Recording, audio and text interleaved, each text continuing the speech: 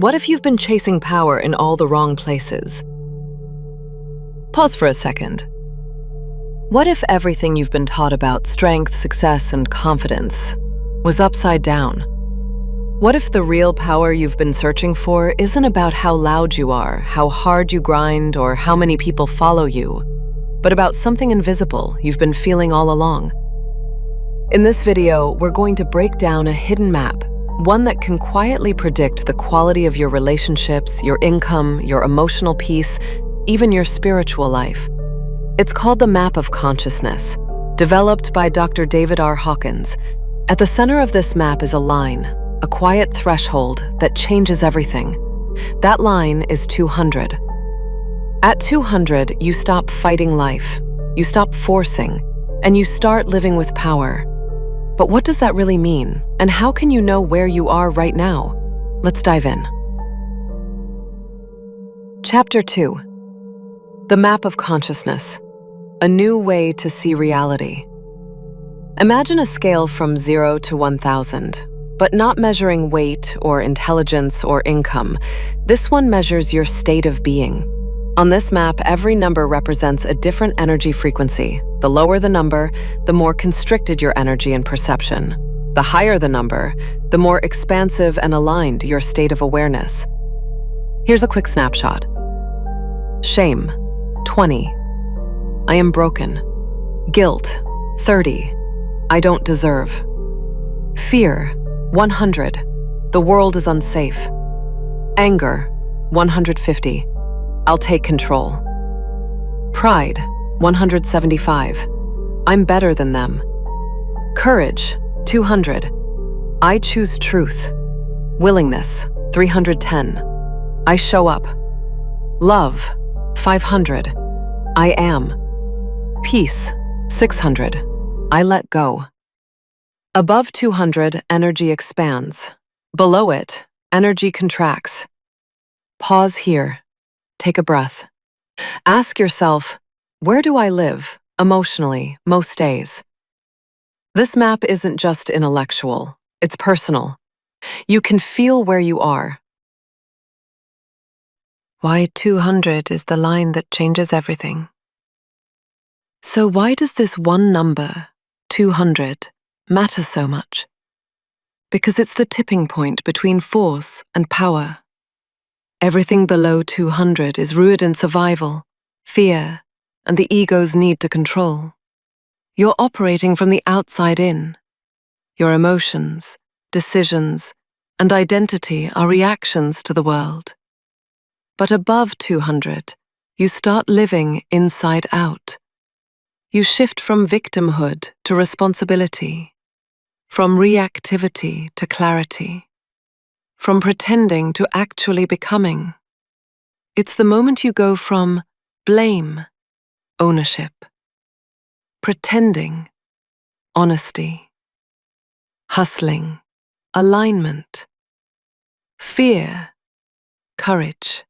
Courage, 200, is the first level where we say, I'm scared, but I'm showing up anyway.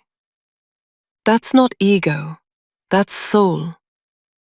And from there, life starts responding differently. People feel your shift.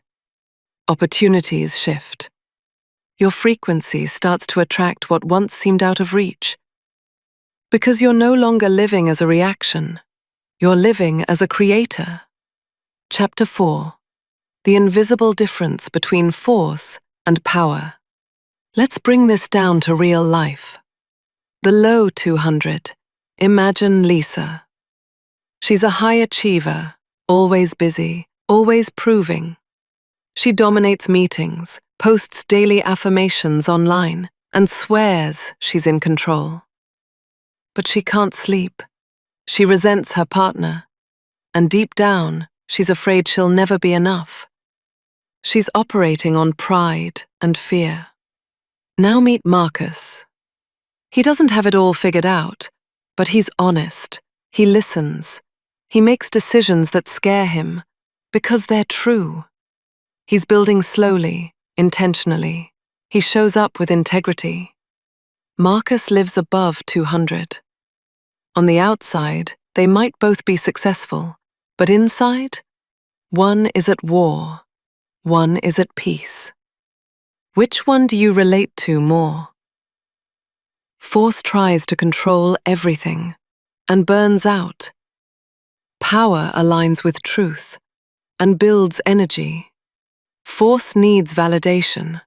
Power radiates presence. Force manipulates. Power magnetizes.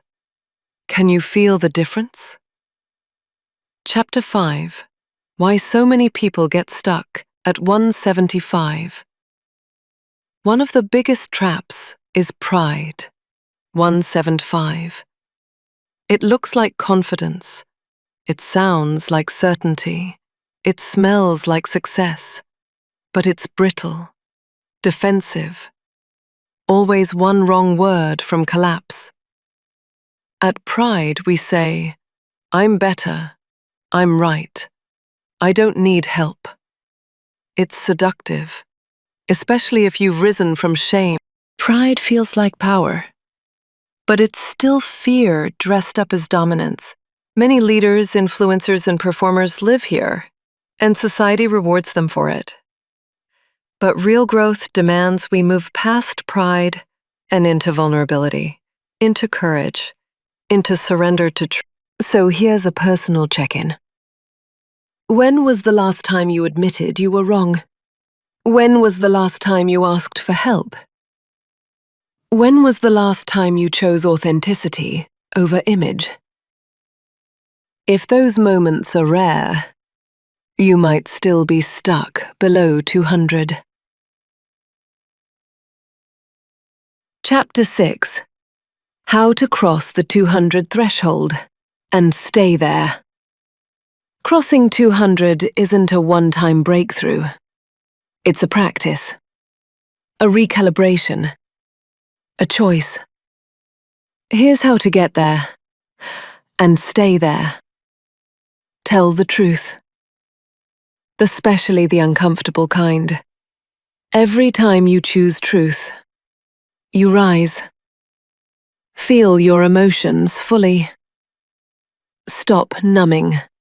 Stop spiritual bypassing. Courage means feeling what's real. Take radical responsibility. No more blaming your ex, your job, your past. Own it all. That's power. Serve something bigger than yourself. Even small acts of compassion shift your frequency. Protect your energy. Audit your inputs, your media, your conversations, your self-talk. Ask better questions. Instead of, why is this happening to me? Ask, how can I respond with truth? And most of all, practice presence. Power isn't in the future or past. It lives now. Take a deep breath. Feel your body. Say it with me. I choose truth. I choose courage.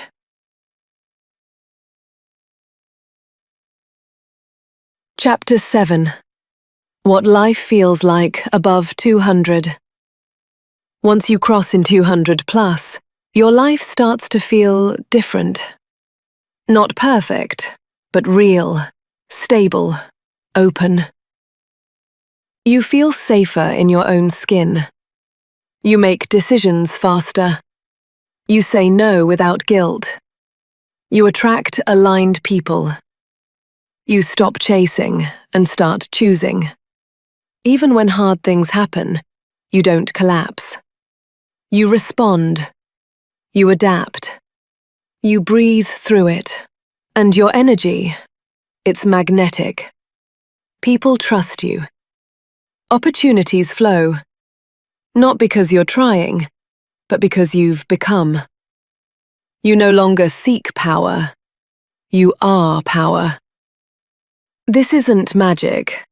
It's not a trick. It's alignment. And it begins at 200.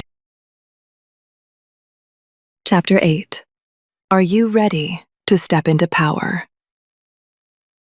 Let's end with a few reflection questions. Journal them. Pause this video and answer them out loud if you want. What's my dominant emotional state lately? Where am I still operating from force, control, or fear? What truth have I been avoiding? What would courage do today? You don't have to fix your entire life this week. You just need to choose power. Now, one decision at a time. And if you feel scared, uncertain, exposed, good. That's the path. Courage is never comfortable. It's transformational. So ask yourself this: who would I become if I stopped forcings and started aligning? Because everything changes at 200. You change. And once you cross that line, you won't want to go back.